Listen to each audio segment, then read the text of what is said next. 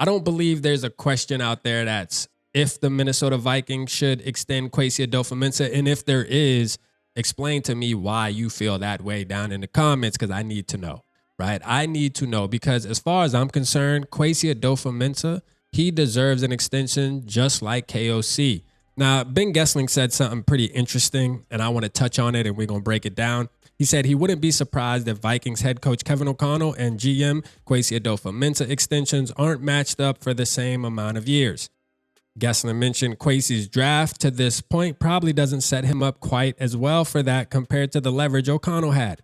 Gessling also suggested that it could be a reason why O'Connell's official extension terms have not been released, citing the ongoing extension talks with Adofo Mensah and ownership.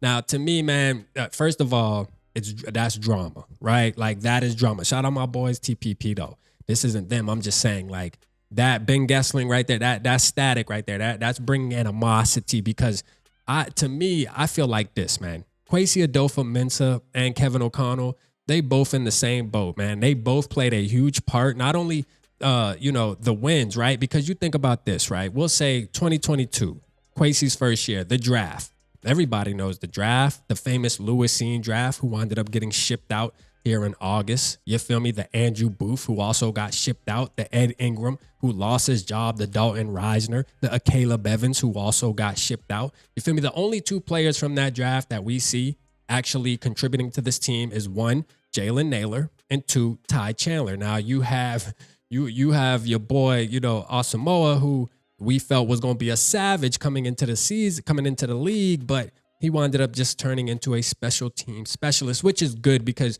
you need that. I believe he's really good at that position. So, I mean, at the end of the day, and I think he could step into when injuries happen. I'm okay with keeping Brian Asamoah on the team. So you think about 2022, we won 13 games. Kirk Cousins, had a bunch of veterans spread out throughout the roster.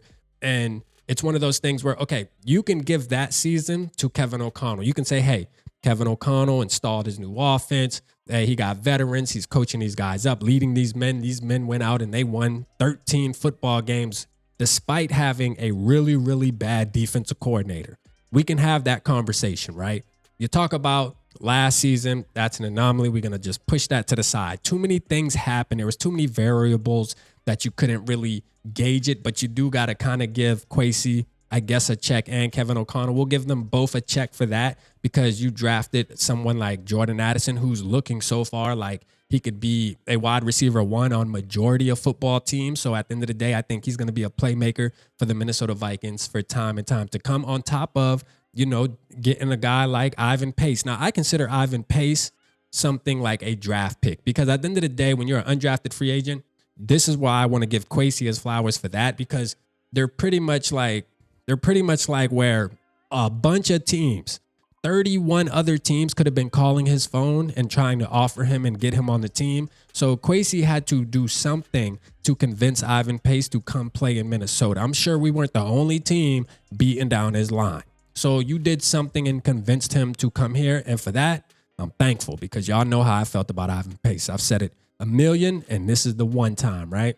I'm telling you right now. But then you think about this past season and what Kwesi put together, man. Kwesi, the masterclass, right? The masterclass. Think about it.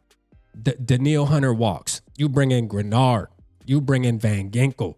You know what I'm saying? Like, those two players. You bring in Cashman. You get all these guys. Sam Darnold, allowing your coach and Kevin O'Connell to be able to locate a quarterback that's available. And Sam Darnold, bring him in. He has 14 wins this season. Like, come on, bro. Like, Kwesi has been cooking in free agency. Everything that you hold against him in the 2022 draft, I feel like he's made up for that to this point, especially when it comes to free agency. Now, he went out. He allowed, first of all, I'm going to tell you why Kwesi is my GOAT as far as I'm concerned anyways, is because he didn't get in a bidding war with the Atlanta Falcons when it came to Kirk Cousins. He let him walk. I can guarantee you, if we had our ex-GM, Kirk Cousins would have still been the quarterback of his football team. And this offseason, we probably would have been talking about, should we extend him after next year once his contract? I'm telling you, we would have been having the conversations. But he was smart enough to know, you know what? I'm not going to get involved. We're going to allow our head coach and our team that we put around to go out and locate their quarterback in the draft and build towards the future. And that's what we did with J.J. McCarthy. For that, I mean, come on, bro. As a Vikings fan, you have to be excited about that. And he has to be on your top GMs list just for that alone. I mean, the stuff we had to go through for the past 6 years before Kwesi and KOC got in this building. You know what I'm saying? Like, let's just be honest. Let's just be honest, man. So for that, he's going to always be my GOAT, man. I just think Kwesi Adofo Mensah, for one, the staff he put together, I think he's super smart, very intentional. I just think that he deserves an extension just like KOC, and I believe they should get the same amount of years if you ask me. I just think they're a team. You know, we don't know what's going on behind the scenes. If KOC and Kwesi, are they really that close? Do they really communicate a lot? You just never know, right? You never know. You try to just kind of gauge it off of what you see put out on the internet, and that's really all we can do. But at the end of the day, man, I think those two work great together. To me, when I watch them, when they are in the same setting, it just looks like they're clicking, and they're both super smart dudes, man, both of them. It just feels like they're always trying to, you know, be problem solvers. And those are the people you want running your football team, because there's always going to be problems. There's always problems. And the people that win, the organizations that win, are the people that see the problem, they locate it, and then they fix it. Whether that's drafting or whether that's free agent, fixing the cap, whatever the case may be, there's 1,000 things they do, and they do it at a high level. Things that me and you really don't have no understanding of, but we can sit back and still analyze it, right? And talk about it. And that's what we're doing. And I'm going to tell you right now, Kwesi Adofo Mensah deserves a contract extension. Drop it down in the comments. Let me know how you feel, man. I'm telling you, man, we need to see it. It needs to happen tonight, tomorrow, before the weekend. Goddamn, it needs to happen before this video may even upload. Drop it down in the comments. Appreciate y'all tapping in. Holla at your boy.